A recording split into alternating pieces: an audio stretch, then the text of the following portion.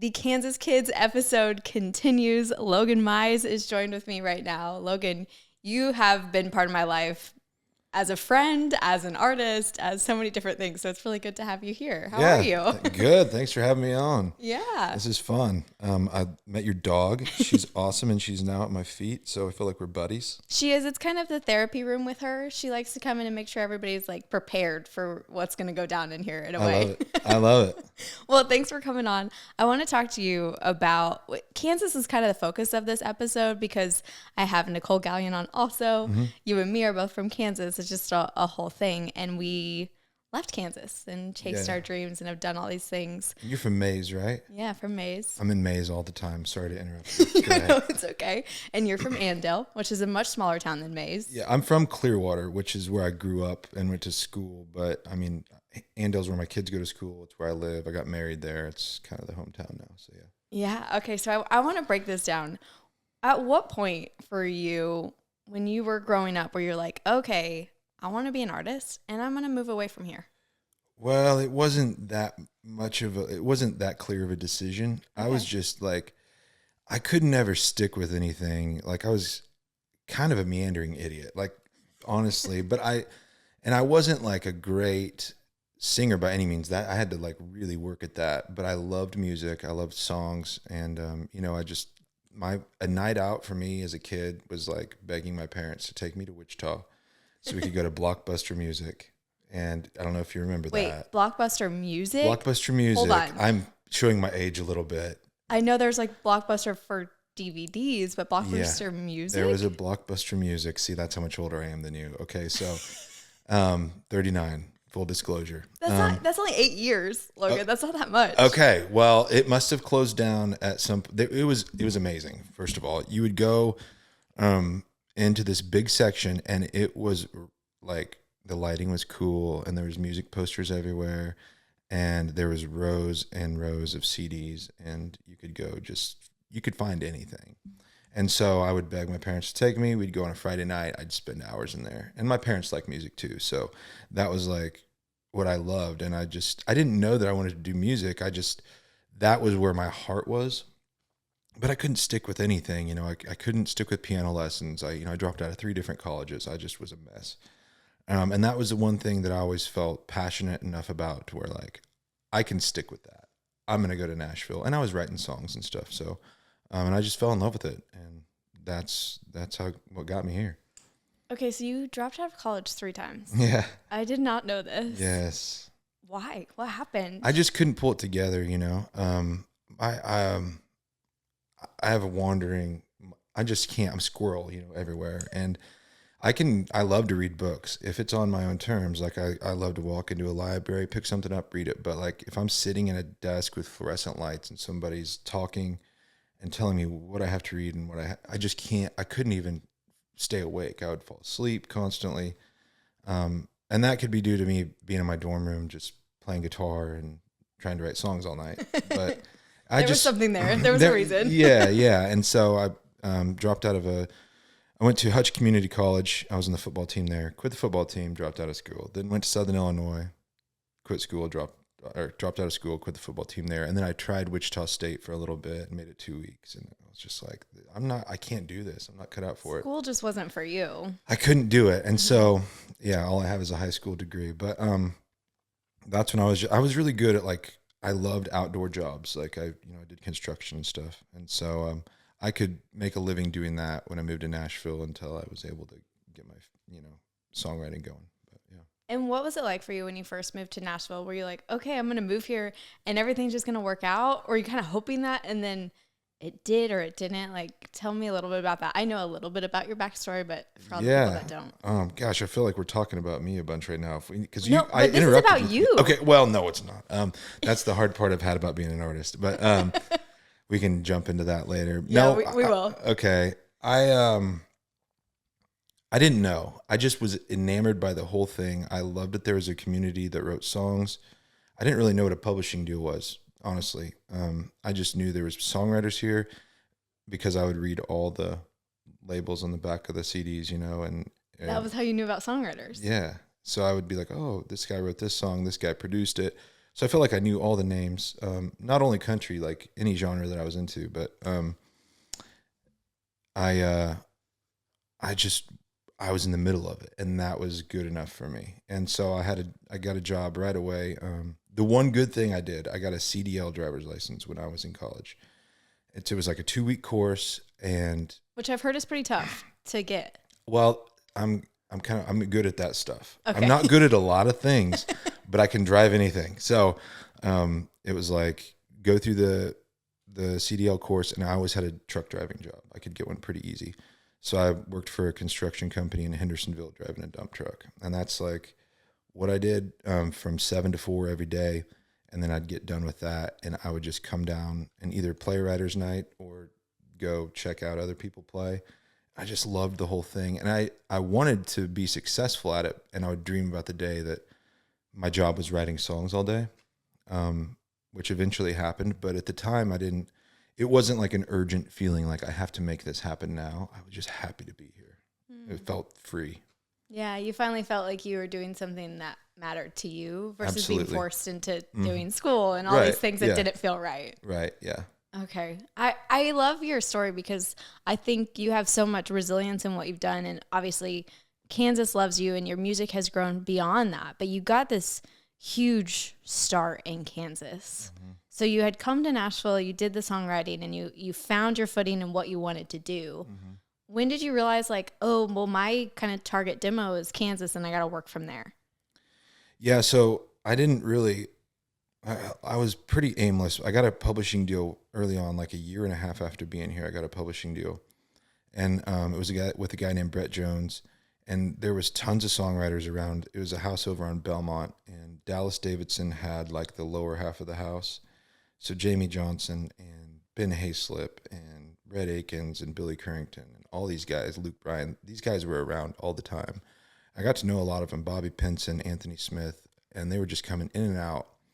And I was this 21-year-old kid, like, you know, learning from people who were really good at it. I didn't have a clue what I was doing. I just loved it. And so I kind of got a really good crash course in songwriting from some of the best writers in town. But I didn't know what to do with any of it. And that publishing deal dried up after a year, and it just went sideways. And I was immature. And so then it was like back to, I think I was weed whacking ditches in Smyrna after that, you know, trying to find another publishing deal. Yeah. And it wasn't until I met my wife, Jill, 3 years after I moved here. And she's the one that actually said, well, why don't you just make a record? You know, you should just record some of this stuff. You have all these songs, which you would think that would have occurred to me before, but it wasn't. It wasn't something that I was really... Well, you didn't have a blueprint. You had come here just like, I love music. This is something I think I might want to do. I'm not really sure. Yeah. You're just kind of fumbling your way through. Totally fumbling my way through. Still am. Well, such is life. But yeah, so she kind of was like, well, you could, you know, give away some of your publishing or your master rights or whatever and get some people. So I went through some family, her family, whatever, got enough money to get in the studio and record 10 songs, and went and made a record. And, you know, I learned on this, you know, I still was brand new at singing in the studio. I didn't have my voice. I didn't know who I was as an artist, but I had these songs that I felt were decent enough to start with. And I just released it independently. And there was a DJ in Wichita. I sent it to Rick Regan. I don't know if you remember him. Sounds so familiar. Rockin' Rick, man. Yeah. Okay. Dude's the bomb. And there was this kick it or flick it like competition they had on Fridays. And one of the songs on that album, I think he shouldn't have done it because I'm just this unknown independent artist. He put it up against like a Brad Paisley song. And which song was this that you had sent him or that he decided to play? It was a song called Ride in the Middle off my very first independent album. Okay. Which I cringe thinking about some of those. But anyway, when you're 21, you know, maybe don't put that record out yet. You were chasing dreams. You were busy thinking about other things. Yeah. So he played it and like the whole town rallied behind me. And so then it was like, well, maybe I should go try and play in Wichita. You know, we have a song that's getting played on radio there now. And so we did, and it sold out. And so then we were able to go there and play shows. And before, after a couple of years, we could sell out the Cotillion, which is, 1,800 people. It's a really good venue in Wichita. Yeah. So, but the circle, we just kind of drew a circle. And I didn't, Randy Rogers' band, the fiddle player, Brady Black, I talked to him one night and he was like, man, draw a circle where you can sell tickets, and then little by little, just try to get your circle bigger and bigger. And I was like, oh, good idea. Mm-hmm. So I did that, and I was my own booking agent and slowly grew it. And it grew a lot to the north. South is the Oklahoma Red Dirt, Texas scene. And for whatever reason, it felt saturated, and I was the Kansas guy. So, and I was living in Nashville. So didn't really get into that scene, but it grew really well to the north and west and east. So it was like Iowa, Nebraska, Colorado, Missouri, the Dakotas, and it all just kind of, next thing you know, we have an agent, and it just grew by itself. Wow. So, well, not by itself. I had, Yeah, but from this one song, and the song that you're embarrassed by now, but it was the song that started everything. Yeah, there was a song on that album called Boys from Back Home, and it didn't get played on radio, but it was kind of the organic grassroots song that kind of spread through little college towns and stuff like that. And I remember that one blowing up. Because I want to say, what year was that you put that one out? 2009. Yeah, I was in high school, and I remember all of the guys in high school because it'd be like Friday night football, everything's happening, and you hear that song on repeat. Yeah. You know what I mean? That was a song that I remember in college around football season. Mm-hmm. And so I remember that time, like literally in high school existing, and this was the moment that I discovered you. It was Boys from Back Home. Wow. Mm-hmm. Yeah. Is that how? I can't do math. That's 15 years ago. Now. Yeah. So we got to stop looking at the numbers because it makes us both feel older. Yeah. But yeah, that was that moment. That's so crazy. And was it hard for you when you were like, okay, I really love this because I love Kansas. That's my home. And it's cool being back here. But was it hard for you being the Kansas guy and like exploding from there? I imagine like I've had the privilege of talking with Randy Rogers and Josh Abbott Band, who are very Texas guys. And right, they're known as the Texas guys. Mm-hmm. And there's pros and cons to that. Yeah. So what was that like for you, like being that? Do you wish that kind of didn't happen in that capacity? No, I don't have any regrets as far as that goes. I just knew that I felt like just a wet dish rag that needed wrung out. You just compared yourself to a wet dish rag, Logan. Well, I was an immature guy that just had a big dream, and I didn't really have any idea how to get from A to B. And I just needed the experience on stage. I just needed to figure out, like, I needed to keep writing, keep recording, and keep playing. And there was no timeline of I need to get to, this set point by this time. It was just chipping away at the block, and I'm still doing it. But no, there was no. Yes, I became known as kind of the Kansas guy, but songs transcend that. And if the right song happens and you connect with your fans and you're genuine, you're authentic with them, none of that matters, I don't think. Which song for you? Obviously, Boys from Back Home was a big one. But which song for you where it kind of blew up and you were watching it happen and you were like, is this real? Is this my life? What's happening here?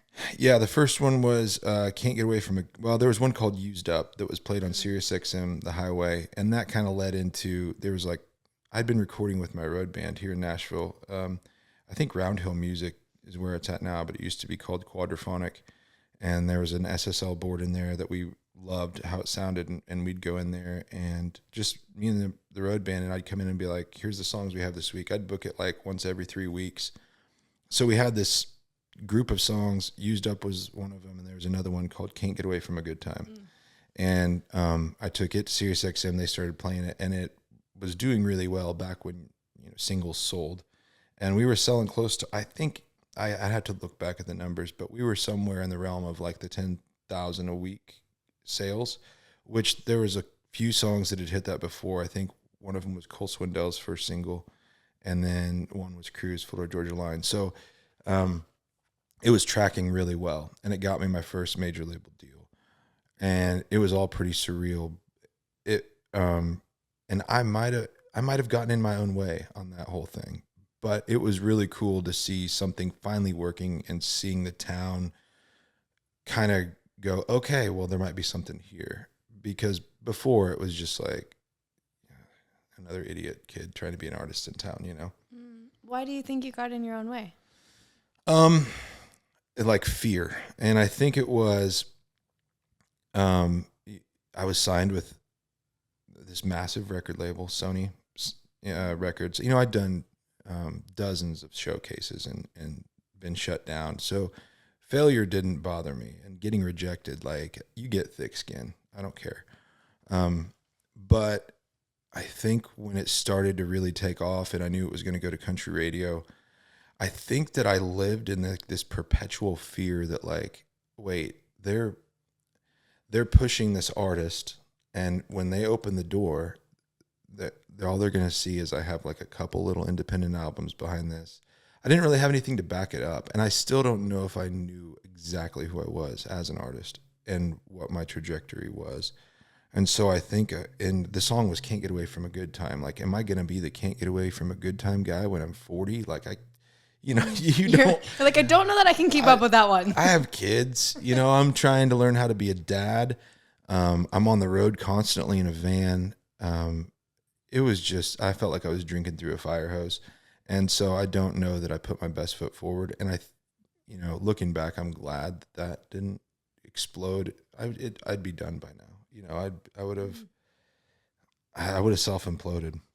You had mentioned the part of this where you were like, I don't like the fame side. Is that what you're kind of referring to? Maybe a little bit. I don't have a problem with music connecting, and obviously I want to sell tickets and I want people for my music to be part of their life. I think the thing that really, when you get out there on the radio tour and you're part of a major label trying to launch an artist, it becomes more about them trying to sell the product, which is the artist, rather than a body of work or something. And that felt really weird to me. I felt like, I need to be back in the studio working on more songs, and I need to be writing more. And instead you're just going around showing your face and shaking hands. And I felt like, I don't know, I just felt really uncomfortable with it. Yeah. Know? I don't think that's uncommon either. You know, I look at people like Chris Stapleton, Sam Hunt. These are people that don't typically like the spotlight and the stuff that comes with it. They just want to make music. Yeah. So there's an avenue for it, but it's certainly a difficult avenue because there is this, shake hands, kiss babies, and do the thing you're supposed to do. Yeah. And it's nothing against anybody in the industry or the people I was meeting. I've not met very many bad people. It was just the uncomfortableness of, hey, everybody, look at me. That really, really didn't sit well with me. Does it sit well with you like now in a way, or do you feel like that was just always a part of you and you were like, when you were kind of coming up, you didn't realize this was going to be part of it? You kind of were like, I just wanted music. I just wanted to do music. I didn't really know what that looked like. Well, it's gotten a lot better the more music I put out and the more time I have to kind of figure out, what it is I want to do. And just, you gotta figure yourself out. You don't know when you're 20 something years old who you really are. At least I didn't. There's some people that do, and good for them. But yeah, I needed my ass kicked, and I've got it handed to me a lot. And it's been really good for me. You kind of just take a couple steps back and focus on actually what's important, Mm-hmm. You did too. Like when you first moved away from Kansas, did you have people in your family or even anyone just kind of around you like, what are you doing? What's happening? Yeah. And there's people that I could bring that up to now that would, and that would deny that now, but there were some things said that I was like, okay. I mean, you remember it, and you want to say that you're not holding grudges, and I'm not. You can let that stuff go, but it definitely doesn't give you the warm and fuzzies. It doesn't make you want to run back, and I don't know. Yeah, you know the feeling, right? Did you experience that? Yeah, I mean, I remember, I remember it being really hard because Kansas in general, the values are just like, it's family. You're close to your family, and you stay close to your family, and you don't leave. So anybody who was thinking of leaving in any capacity, even if you were going to St. Louis, right? Like, it was like, why are you leaving? Why? This place is amazing. And you're right. You're like, yeah, it is. And I love it here. But like, there's a whole life out there for me that I'm wanting to see what's out there. Yeah. And that was just uncommon. It was uncommon that people were leaving in that capacity. So you just feel met with constant questioning, and you're already questioning things, right? Because you're like, I'm moving away from everything that I've ever known. And I already have questions myself, and now all you're doing is adding to it. So now I have multiple questions, and this is not good for me. Yeah. Did you feel that? Like those? Yeah, like I'm already, all the questions that you're asking me, I'm already asking myself. So now I have to answer them. You know what I mean? It's just a little, and there were people that were encouraging, and you remember that forever. But the like, people looking at you like, you sure about that? You know, plenty of that. Yeah. And I don't know if you feel this way now, but I'm so glad that it happened in the way that it did. I feel like everything panned out exactly how it was supposed to. Do you feel like that? Even despite like the things that you went through and the failures and what came, do you feel like it did pan out in the way that it was supposed to? Absolutely. Yeah. I mean, I feel really like at a good place now where I feel comfortable with myself and comfortable with, what it is I want to do. And, and the thing about like a lot of people, I don't know how to say this, but having kids young for me, and I don't think this is for everybody, I'm not saying it is, I really needed it. Like I was just so stupid. That's such a different perspective, Logan. I know. And normally it's like, don't have kids to fix things. Like don't have kids till you're ready. It was just really good for me to like have another responsibility, something else to worry about besides myself. And yeah, that perspective gave me perspective. And I don't know this answer. Were you and Jill married before you guys had the kids or no? Yeah. Yeah, we got married. We had kids shortly after. Okay, so but you had enough like around and about an understanding of your life to have asked her to marry you. Like you weren't totally not put together. You know what I mean? Well, I think in my head I went like, well, if this one gets away, couldn't let her. Yeah. I was like, hey, God bless her. She's probably a saint, But yeah, I always wanted to be a dad. And so I knew when I met her, I was like, well, here's your opportunity. Don't blow it, Yeah. Yeah. And you guys are amazing together. And you guys sing thanks. together. Like you guys are beyond just a couple parents. You're also a duo. Yeah. That's how we met, was writing songs. So it was in a writing room or like different scenario out and about? At her apartment. She moved to town, and there was so many like weird, near misses that we had when we lived in Kansas. And then we finally got linked up, in Nashville. I'll spare you all the details, but at least most of them.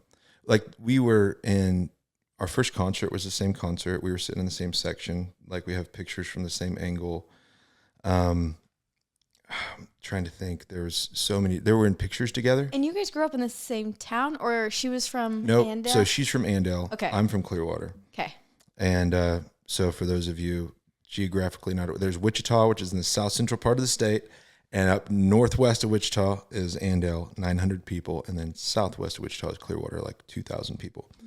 But our schools played each other in sports, and so like there's a picture of me on the football field taking a drink of water, and like she's in the background in her dance uniform for the other team.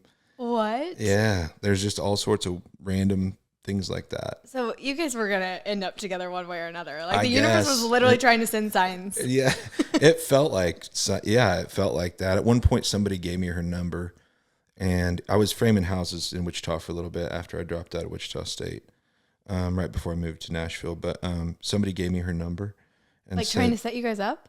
Yeah, they said it was I was framing a house that was a friend of hers that she went to ultrasound school with. And they were like, hey, this girl's house we're framing, I think she has a friend who's a singer. You should meet up with her. I mean, I threw it away. Like, whatever. You threw it away? Yeah, but she got my number too in the same way. And she threw like, it wasn't anything that we ever pursued. But we got here, or she got here 3 years after I did. And I met her. And it was fine. She told her mom, Well, I asked her if she wanted to ride on my lawnmower with me. Stop it right now. That was your opening line? It was. Well, it was her birthday, and I didn't know that. But I had a band. We lived out in Whites Creek at this house that I got evicted from. But before you've been kicked out of a lot of things. It's not good. Or whatever. It's not good. I'll keep this short because I don't want to get on a tangent here. But yeah, so I had a party. I had her number at this point. I'd met her once. And I invited her and her friend out. Hey, we're having like a party and our band is playing in my barn. And she came out and I had this like Briggs and Stratton riding lawnmower. I thought she was cute.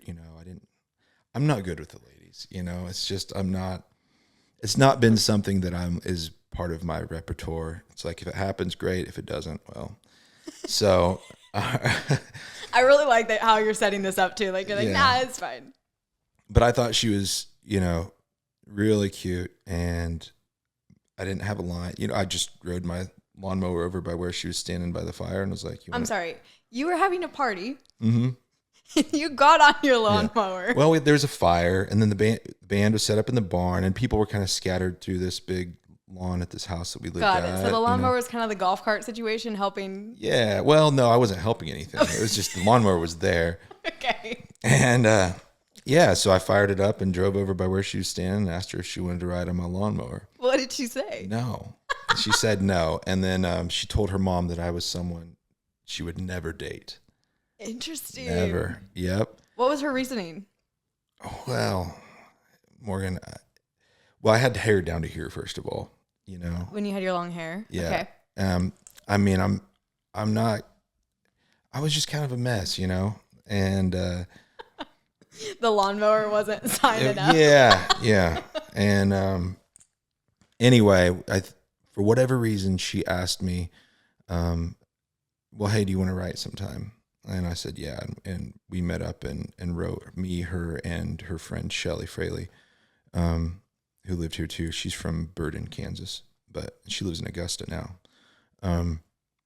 Met up, we wrote, and I could tell that something had, like, I don't know, it was the fact that I just kind of had given up after she denied my lawnmower ride, but I could tell, like, oh, I think that maybe, and yeah, next thing you knew, we were married and had, one on the way. But that's hilarious. Yeah. Logan, also, if that doesn't tell you anything, like what's meant for you is never going to pass you. It's gonna happen whether you like it or not. It's just gonna run into you. Yeah. And one of the things I really, once I got to know her initially, she doesn't let me get away with anything. She definitely holds me to a standard that I'm still trying to get to.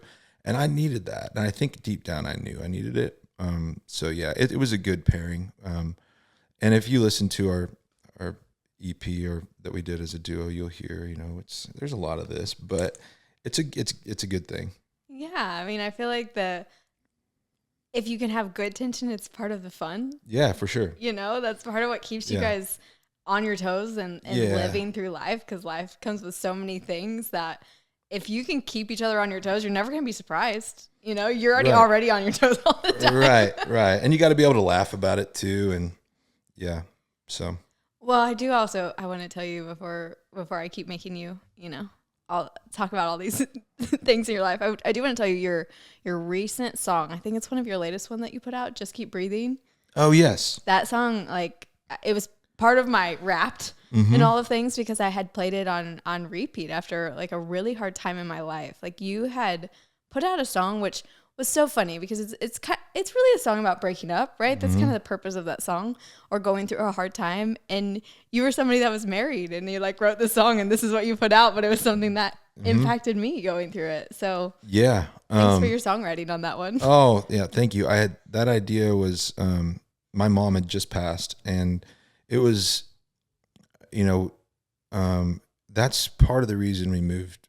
But so I lived here 13 years, and at one point my kids were getting to my son was starting kindergarten, and it was just, and this is not a knock to anybody who raises their kids here, but when you grow up in a small town in Kansas and you know how freeing that is to put them through school here, them knowing all their cousins and stuff were back home in Kansas, it felt like we were robbing them of an opportunity. That my mom got sick, and we were just like, yeah, for me, it'd be great to stay in Nashville and keep doing this thing, but like I'm kind of like making everybody else pay the price for it. And so we made this decision to move back home. And it was around the time my mom had passed, shortly after we moved back. And I was doing these Wim Hof breathing things. I got really deep into that. Still am, but... Is it kind of like meditation or different? No, it's pretty mechanical. There's not much... Well, I mean, it can be, yeah, but it's like very just... You're over oxygenating your blood, and it's good for just decompressing. And anyway, I was doing the breathing techniques, and I have the app, and he talks to you while you're doing it, and he's like, just keep breathing. And in my head, I was like, just keep breathing, this song. And I had the idea, and then finished it with some buddies here in town. But yeah. Wow, what a cool way to come up with a song. I guess. Not the reason behind it. Yeah. I'm really sorry to hear about your mom, but cool that there was this breathing technique that was able to help you and then set the course to write a song that not only probably helped you heal a little bit, yeah, but it's helping other people heal. Well, I'm glad. Yeah. When I saw that, because sometimes you write a song and you're like, no one's going to care. But when I saw that you had been listening to it and it was helping you, I was like, I mean, that's what it's all about. That's why you're doing it in the first place, Yeah, and you have a lot of songs that I feel like connect on different levels, but that one was just a little different for you. And it was funny because I didn't discover that one on my own. My sister had sent it to me. She's like, I needed this at one point in my life. I think you need it right now. Mm-hmm. So it was like one of those songs that went through waves of impact to get to me. You know what I mean? That's cool. How old is your sister? She's about to be 33. Okay. Yeah. Similar age. Yeah. So right around. And we both love you. I mean, we grew up going to your concerts and stuff. So we've always shared your songs. But that was one of those where I was like, what's happening? Logan's like telling me to breathe and I'm doing it. Okay. that was that moment. Yeah. That's awesome. Wow. You have so many things, and I could sit here and talk to you forever, but I'm not going to make you. Is there anything else you want to talk about before you leave? We can talk about, so Maze. What part of Maze? Oh, okay. Well, so I lived in Wichita. Okay. But like I was in the district of Maze. Okay. So I didn't really live in Maze. Does that make sense? That makes sense. Okay. I can't tell. I don't know if I explained that well. But. Yeah. Okay. Well, Maze, like I think of like Woodard's Mercantile. Mm-hmm. Yeah. I didn't live in Maze. Okay. But I went to school, Maze High School. Northwest Wichita. Mm-hmm. Like New Market area. Yeah. And some of my best friends were in Andel. So funny enough, when I went through like a really bad situation in high school, I had, so this is so funny. One of my first like serious boyfriend had cheated on me, and I made friends with the girl he cheated on me with via Facebook. She lived out in Andel, and we like met up, and it was a whole thing. And so she's still one of my best friends to this day, like 20 plus years. And wait. The boyfriend cheated on you with this girl, and you're like good friends with her. Yeah.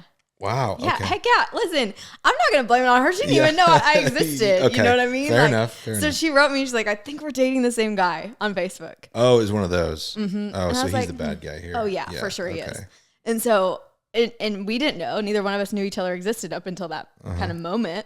And so we like met up and broke up with him together, and then we're like, rode off into the sunset as our friendship. That's kind of cool. But she was my first Andel connection. So once I met her, then I started spending like my entire life out in Andel. Yeah. And I was parties and in fields getting drunk, and I had no idea what was happening. That happens there, I did. Like there's so many pictures and stuff where I look back, I'm like, what was I even doing out there? Like I was in the middle of nowhere just drinking alcohol that tasted horrible. Yeah. And almost getting caught by cops multiple times. Yeah. Never did.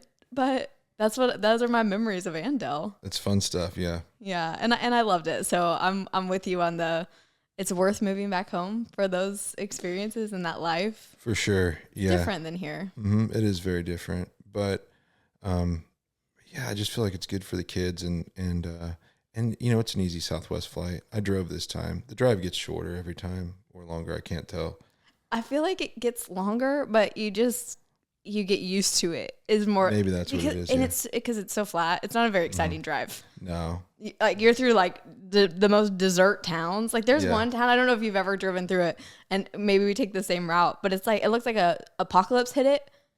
you take 60 like through southern Missouri? Yes. Okay, yeah. There's a lot of those towns. There is, but there's one in particular where I'm like, what happened here? Like, this actually looks like this was recently an apocalypse. Like Baxter Springs or something? Yeah, maybe. But it like the businesses look new, but they're not. Well, there's like old mining towns down in southeast Kansas that kind of like the mines they dried up and.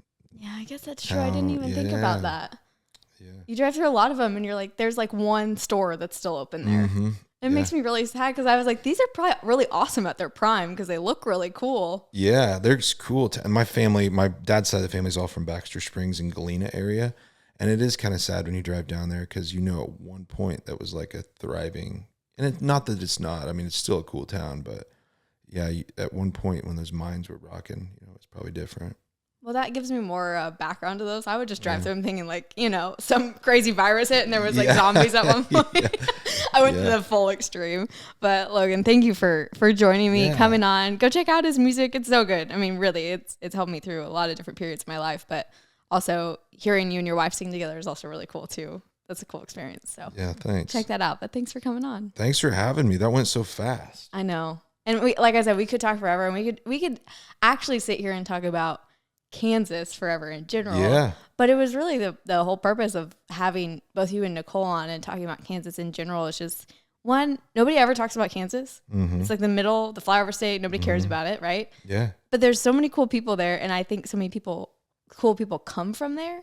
So I wanted to highlight that factor. I told a guy when I first moved here, I lived in Hendersonville, and there was a guy in my apartment complex that asked where I was from, and I told him I was from Kansas, and he was like, "Oh, I forgot that was even a state."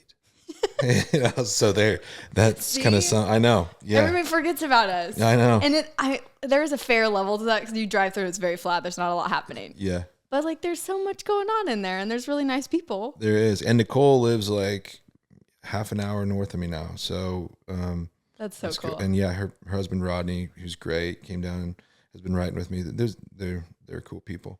See, and Kansas people are always looking out for each other, and they always end up connected. Yeah. It's like an automatic. If somebody says they're from there, like, cool, we're friends. You don't have to tell me anything else. We're just friends. Yeah, absolutely. Yeah. All right. Well, thank you again, Logan. It's been good to chat with you. Yes.